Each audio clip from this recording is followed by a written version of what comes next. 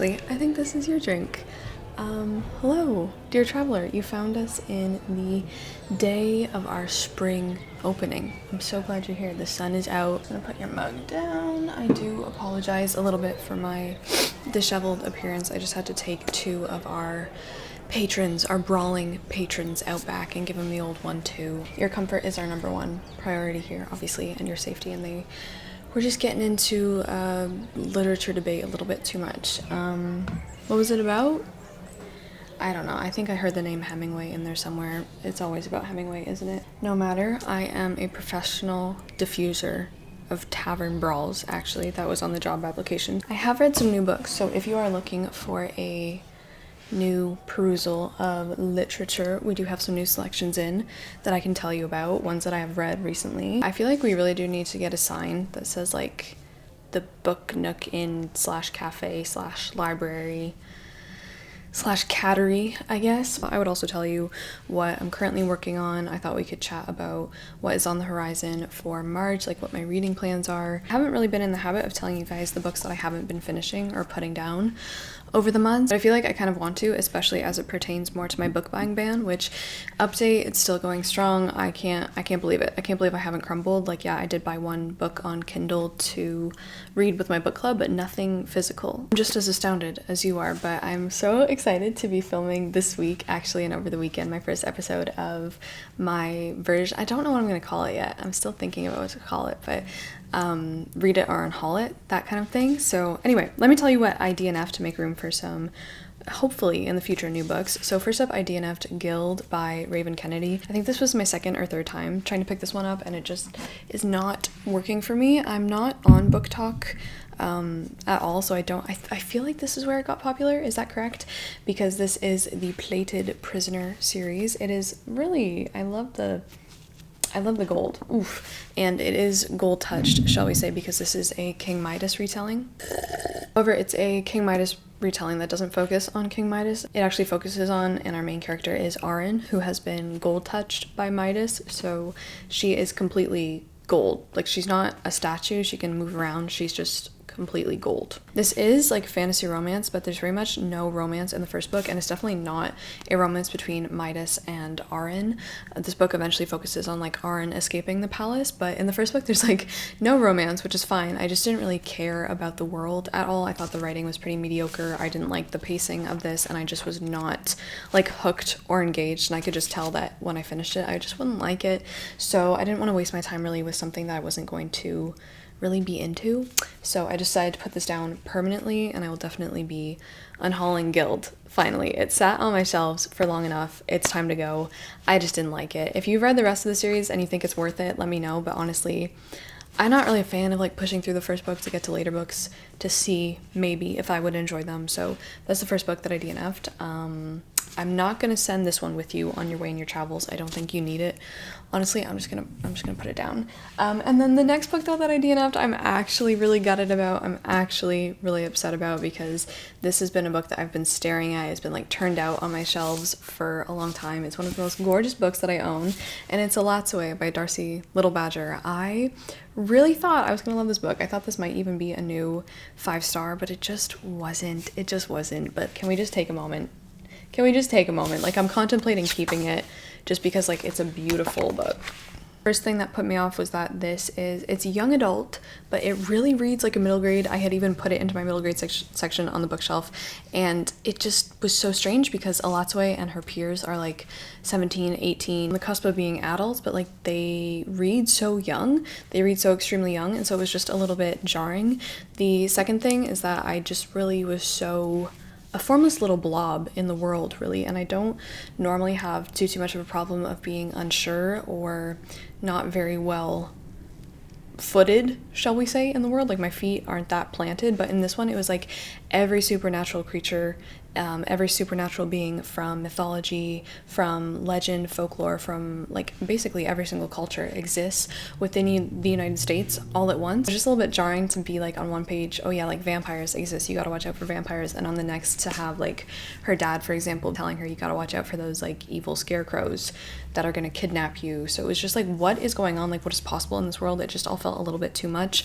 A lot of this book is dialogue, and a lot of it is conversations that frankly just don't really seem to be going anywhere. Like, we're just having random conversations, and it just got a little bit boring. And then the last thing that just put the final straw on the camel's back was that I wasn't really aware that it was a not a middle grade, a young adult murder mystery, and I'm not really a fan of like sleuthy times in YA or middle grade novels. That's just not really my thing. So yeah, I'm just so sad though. I'm so sad, and I really don't know if I want to get rid of it just because it simply is a gorgeous, gorgeous book. Like, look, she's so pretty.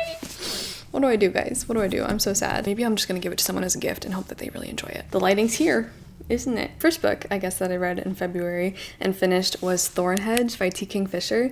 This is really cute. This is really cute, and I really liked it, and I'm so happy that I liked a T. Kingfisher work because I did not enjoy my first one, which was A Wizard's Guide to Defensive Baking, but Thornhedge has just made me want to pick up like a full-length novel of T. Kingfisher's again, because this is a novella and it is a retelling of Sleeping Beauty, but it's definitely not set from the Sleeping Beauty's point of view. So, you know, in like the Disney film, there are those fae who take care of Aurora as she's growing up, and then when she is put under her sleeping curse, they are kind of like watching over her and being her protectors kind of thing. So Thornhedge follows a fae whose job it is to watch over the tower where Sleeping Beauty is sleeping. She is sleeping the sleep of the dead, and for some reason Toadling, who is the fairy that we follow, I love her. She can be in human form or toad form, which I just love.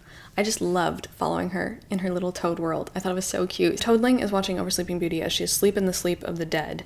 But for some reason it seems like Toadling might just want her to stay dead. What is sleep but a little rehearsal for death? But for some reason Toadling doesn't want someone to go rescue her, and the whole book you're like, why? Like, what is going on?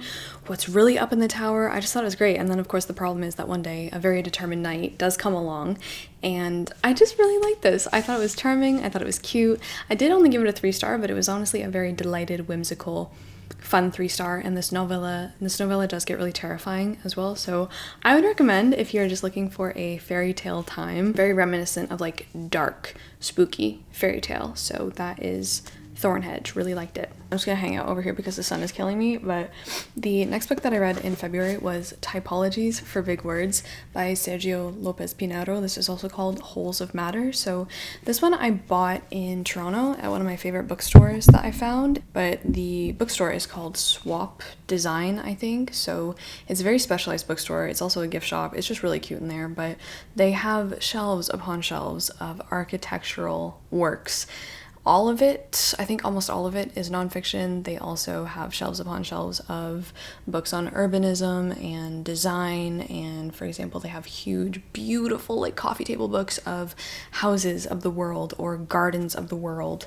They have so much on building and the home and architecture, and so I have been collecting. I think I've bought 3 books from there so far. So yeah, one of my goals this year was to get more into architectural works. I don't think Typologies for Big Words was the place to really start. Nevertheless, I did think this was interesting. So this is a collection of basically building proposals along with like a little essay or explanation of the so-called proposal. For example, the first one, which I think ended up being my favorite one, is called Factory of Ecology. So it takes a type of building, a factory, and then it tags it along and marries it to a big word of our society, like ecology. For example, there's another one called like Mausoleum of Humanity. There is it Office of Democracy?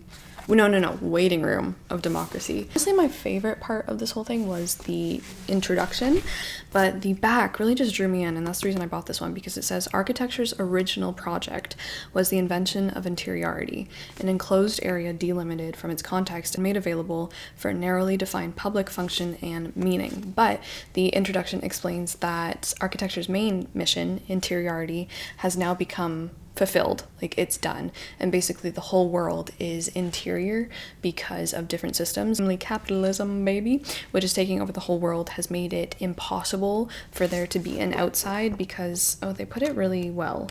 In its ideal form, there is no outside to the world market. The entire globe is its domain, and because of this, architecture now needs to basically reverse its goal. And they argue that architecture's new goal should therefore be the creation of exteriority, rebuilding basically an outside and punching through what we already have to create those like gaps or holes of matter, like making space within a building, for example, like a factory. So just to give you kind of an idea of what they're talking about, and I will preface this with saying that I think a lot of this book and a lot of the business proposals, albeit it could be because of the nature of translation, but I think a lot of it just came across as word salad. Theory of ecology basically proposes a run-down factory, like a factory that doesn't produce anything, that actually is working towards decay. Because you know, when you have like abandoned buildings, for example, whether that is a factory or houses or a hospital, you know how as the building starts to decay and break down and bricks are falling apart and skylights are coming crashing down,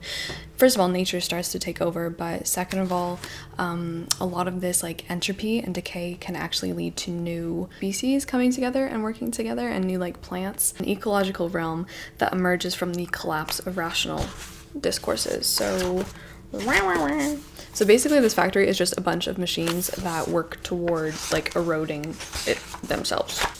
And you see it like breaks down each part of the factory. So you have the puddle maker, which holds water under the disguise of parking dimensions. You have the weed farmer, which triggers pavement cracks with tiles of different thermal behaviors. So it's just kind of like absolute absurdity. Obviously you're not actually building anything, but what you are doing is like cultivating the ground for new growth, which was just kind of cool. So I appreciate the ideas and the way that like projects like these and proposals like these, kind of when you go to a museum, different art pieces just make you think about things in a different way. But I'm excited because I do have different pieces of like architectural theory and stuff on my shelves because I just think this is so fun. However, the next book that I had to tell you about, oh god, I'm so sorry. I finished a series, and that series was Once Upon a Broken Heart by Stephanie Garber. I finally finished it, and in February I read A Curse for True Love.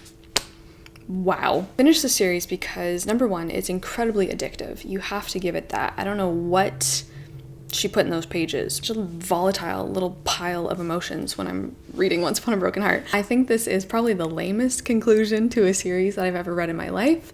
If you've never heard of this is a young adult fantasy novel. I'm not going to go too much into what it is about, but man, I feel so sorry if like you truly love this series. I feel just like heartbroken for you because so many like diehard fans when this came out, I've read countless reviews just because I'm so interested in what people think about this, but so many people were so like heartbroken at the way that this ended, and I just really feel for you because I think this was such a just lazy and really felt like a school project that had been completed the night before with little to no effort put into it. But Evangeline and Jax, who are two main characters that we're following, and there is a ton of romance in this book. Basically, the whole thing is that Evangeline, our protagonist, wants a love story. She just wants to have a love story. I don't think she ever really clearly defines to herself what that looks like, what she actually, like, why. She never really questions, like, why do I want a love story? Why do I want to be in love? Why do I feel this endless need to, like, be in a romance with someone? I don't think we ever really examine that. And instead, we go full steam ahead,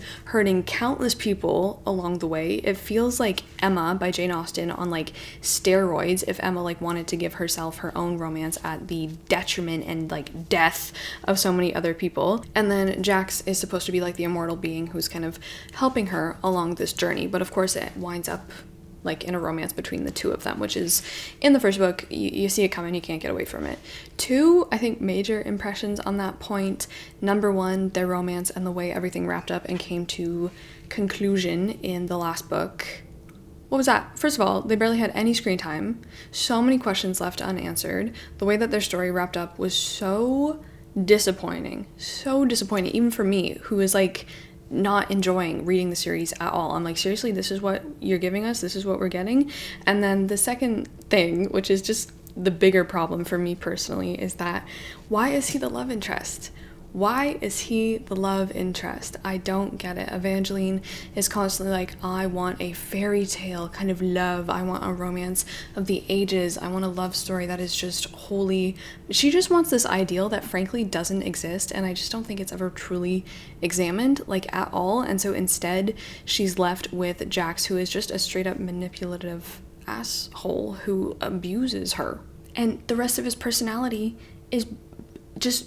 He's just not nice. I'm tired, Grandpa. So this surprised me because I actually read 2 nonfiction memoir-ish pieces in February, and I'm not usually drawn to that, but I really enjoyed myself. I really enjoyed myself with both of these. So the first one that I picked up on audio is called Stoneface, Memoirs of a Defiant Dene by Stephen Kakfui. So this was really interesting, and I do highly recommend the audio. I think it was great. This one I saw on Libby, and I was like, ooh, I'd like to read that.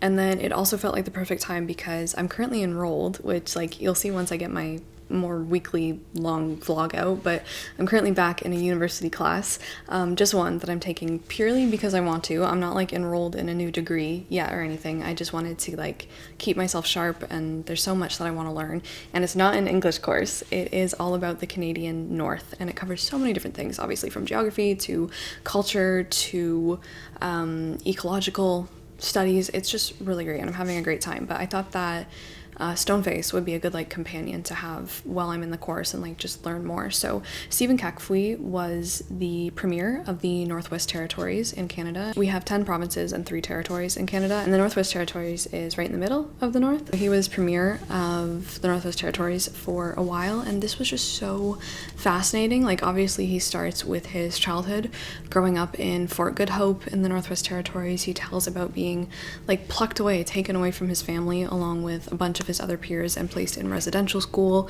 So his memoirs tell of the horrors of residential school, and that's actually why the memoir is called Stoneface in the first place, because this was a nickname that he got for his resignation of emotion.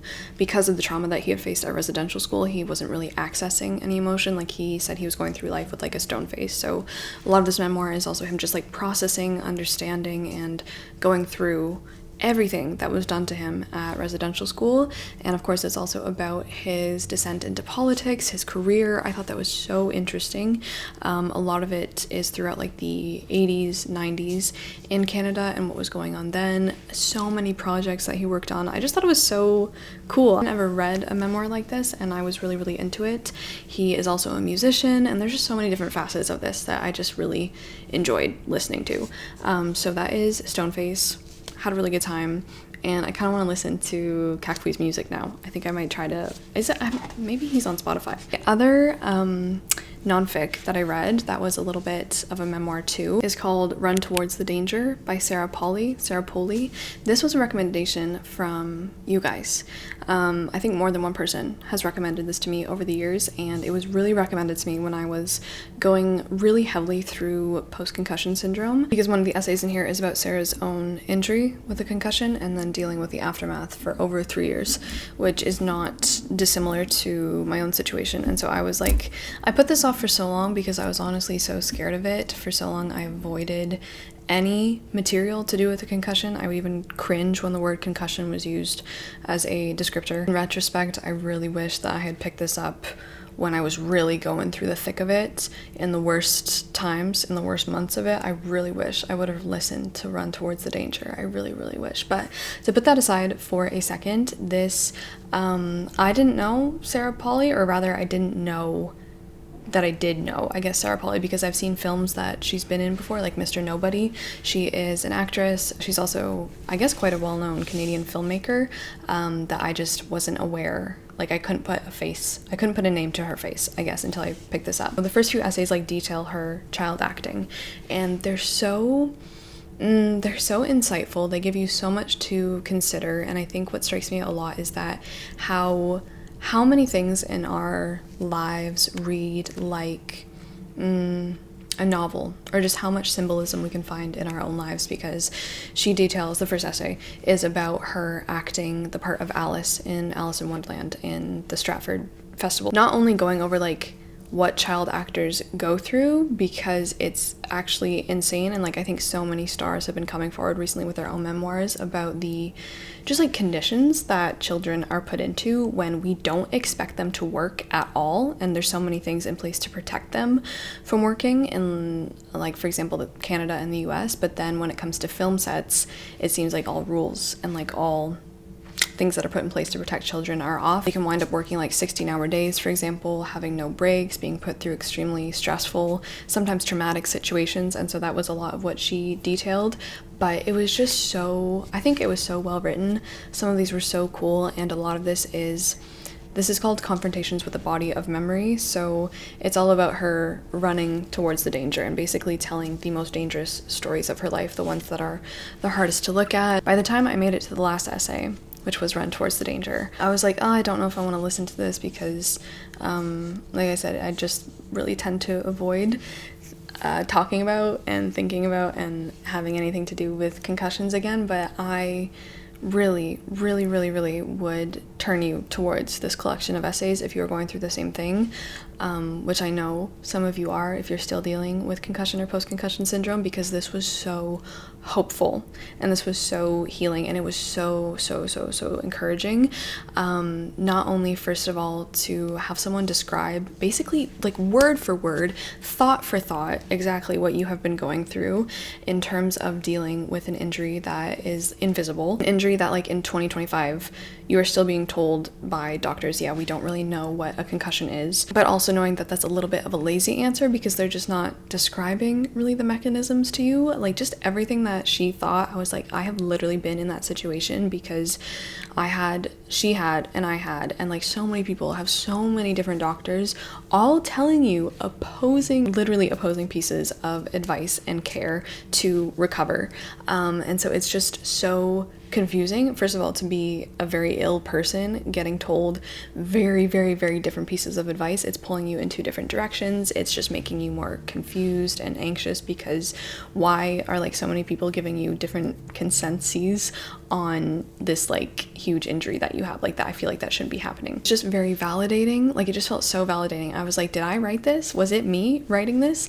And then to just hear, first of all, the struggles that she was facing, to have her just be like, I can't imagine what it would be like going through a serious brain injury as a mother with young children and working a full-time job. It's just, at the time when she got her injury, she was actually working on the screenplay for Little Women in 2019, Little Women, which was, I guess, handed over to Greta Gerwig when Sarah got her concussion. But ultimately, I would highly recommend picking this up because it's incredibly encouraging. So I feel like for this one, I actually don't have that much to say. This one is also a very short book, but this was the one that I bought on Kindle for the World Tour Book Club, because in February we read from Azerbaijan and we read Stone Dreams, a novel Requiem by Akram Ailisli. So this one I ended up giving around 3.5 stars. I think, again, like, sometimes when you read a book, you can just tell something is getting lost in translation. Overall with this one, I just think I learned so much, which is just so incredibly valuable. And just being able to pick this up, like having the privilege to pick this up when the author who has written the book that you are reading has been on house arrest for writing the book. This one follows a man who has grown up in this lovely small village. The way it's described is really sweet, in Eilis. At the time that the novel begins, he is brought into the emergency room because he had stepped in to save someone who was being beaten to death, and in return he himself almost got killed as well by the same assault, by the same attack, and so he had stepped in to save an Armenian person. Basically, this dude is in a coma. He's a prominent artist in the country, but he's in a coma, and so you follow him in his hospital bed, basically like going back through his memories of his time in Eilis and what he's like thinking about. I think one of the biggest images that stuck with me on one of the sections that I was just like, oh, this is like really heartbreaking, was this like immense guilt and shame that the author in a coma carries around with him for what has been done in the village that he has grown up in Eilis, to the Armenian people who lived there for so long. The book is called Stone Dreams because there's so many references to these stone churches in the town. Very much, a lot of them are still standing, but there's so many different stone churches there as a reminder of the Armenian people's like place of worship. And so just like this one image that he wrote, I forget the sentence, I think I underlined it, but it's like he's always carrying around someone from Armenia with him, like inside of him, someone who has passed on something that he's seen, someone who has been killed. Like he always has this Armenian person with him. I just thought it was such a powerful passage. Oh my god, I would like recommend reading the book just for that passage. So much I didn't know about, so much I learned from this, and that's one of my favorite things doing the world tour. My camera says I'm overheating, but I only have one more book to talk about, and I picked up Heartless Hunter by Kristen Ciccarelli because this has gotten very popular, I think, and I've been hearing so many people on BookTube talk about it, and I was like, you know what, I want to give it a try. I want to give it a try. I want a fantasy romance that I really, really enjoy. This was so deeply boring. Bored out of my skull. I was bored out of my skull, and I kept hoping something more would happen. This is the first book in, I think it's just a duology, which I now have the second book on my shelf, so now I need to like move the second book into my TBR jar, but I need to put it potentially in the unhaul section because I really didn't like this too much. I did give it a 3-star, but I think Heartless Hunter is just the most bare bones. Just the most bare bones. The bones are bare, they're freezing, they need a coat, they need a whole outfit, but they're just the little bones flaking off in the wind, and there's not much to see. Like, there's not much to see here. It was just like nothing new happened, and the world building was very small when you're playing a video game and like you wander a little bit too far to the edge of the map and you just see blackness and you see where the map ends and you're like, oh yeah, I'm not fully immersed anymore because I can see where the programming, the coding, the expansiveness of the world ends. Like, I can see it. It's there. It's a black drop off into nothing. That was kind of the experience reading this book. At every corner you're reminded that like there's not that much here. Like, in every chapter you find yourself hitting the wall of the tank, if that makes any sense. We live in this world, this fantasy world, where witches exist. What I did like was that like you are introduced to like specific spells, and I thought it was really cool how they work their magic through blood. Like, they need life force to work their magic, and so a lot of this is actually connected to their menstrual cycle, which I was like, oh, okay, let's get into it. We didn't really get into it that much. Witches at this time are like outlawed. There are obviously witch hunts going on. They are just straight up being executed if they are found, because the last queen was a witch and she was just like off her rocker. She went a little crazy. She went like Red Queen, Mad Queen, burned King's Landing down, I guess. And so after that, witchery was outlawed, and so you follow Rune, who is a witch. She had to just like, really sadly, give up her grandmother, who was also a witch. She had to turn her own grandmother in to like, I guess, make sure that she could survive. That's what her grandma wanted. And since then, she has been just riddled full of guilt for turning her grandmother over to the authorities. Obviously, her grandmother was executed, and so she's now devoted her life to saving other witches and basically just getting them out of the kingdom. Then there are the brothers, Alex and Gideon. Gideon is a captain of, I forget what it's called, the Night Guard, the Night Watch, something like that. Like, something you could probably guess. Do you know what I mean? Like, everything in this book is something you could probably guess. He's faced abuse at the hands of witches in the past, and so he's very, like, serious about his job. He takes it very seriously, and for years he has been hunting this figure known as the Crimson Moth. Obviously, the Crimson Moth is Rune, because she has been the one saving witches. So Alex, on the other hand, is actually Rune's friend. He actually knows that Rune is a witch. You know the drill. You know the drill. It's enemies to lovers. Although I didn't care. I didn't feel their chemistry at all between Gideon and Rune. And I was like, dude, Alex is right there. I don't recommend Heartless Hunter. I wish I had liked it. I really wish I had liked it, but I just didn't. And I'm sad. So that was the last book that I read in February. Let me tell you what I've got on the docket right now. So I have put it in my calendar. I put it in my calendar that I'm gonna finish Normal People next week in, I think, 3 days. I'm gonna finish this in 3 days. It's in my calendar. It got so bad that I wasn't finishing it that I wrote it down and I was like, I'm gonna finish it. So I'm that far through again. If you don't know, I've been reading this since the summer of 2024 and I've restarted it 4 times now. A lot more reading that I did in February was making more progress on the Magic Mountain. I'm really, really liking this. I'm liking this so much. I really tragically spilled coffee all over. I mean, it does look cool, okay? And I do think it adds character, but I was just a little upset because like the front cover is now like really coming off. But yeah, I'm just loving the Magic Mountain. I think this is set to be a 5-star, and now it smells like coffee, which is even better. So that is another big guy that I'm working on. And then I have, I guess like 2 more books to talk about. So I'm currently reading The Shining. I've really been working my way through this one as well. This is like kind of killing me. So you'll be seeing a vlog for this really soon, really soon, because I'm like whipping my way through The Shining. And I think one of the only ones that I want to put like really concretely on my March TBR is Under the Glacier by Haldor Laxness. I really have been wanting to read this for so long, and I'm finally gonna do it in March. I think this is gonna be the book that I start before bed, like my bedtime book. This is about a bunch of people living close to a glacier, and they just kind of start to lose it. Like their religious pastor, who's supposed to be like looking over the community, he's like, yeah, we're not gonna like bury bodies anymore.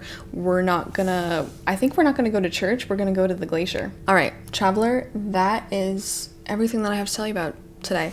Did you want a refill of your tea? Yeah? Okay. It was really good. Okay, I drank most of your tea. I'm not gonna lie. Hope you enjoyed your time. If there's anything you want to see on the menu for next time, any like scones or who likes scones? Does anyone actually like scones? If you do exit out the back door, just be aware that the brawling readers still might be out there arguing over Hemingway, but just let me know. Let me know if you need me out there in your corner. So until my next video, that is when I will see you guys. Thank you so much for being here. Love you so much. Ciao.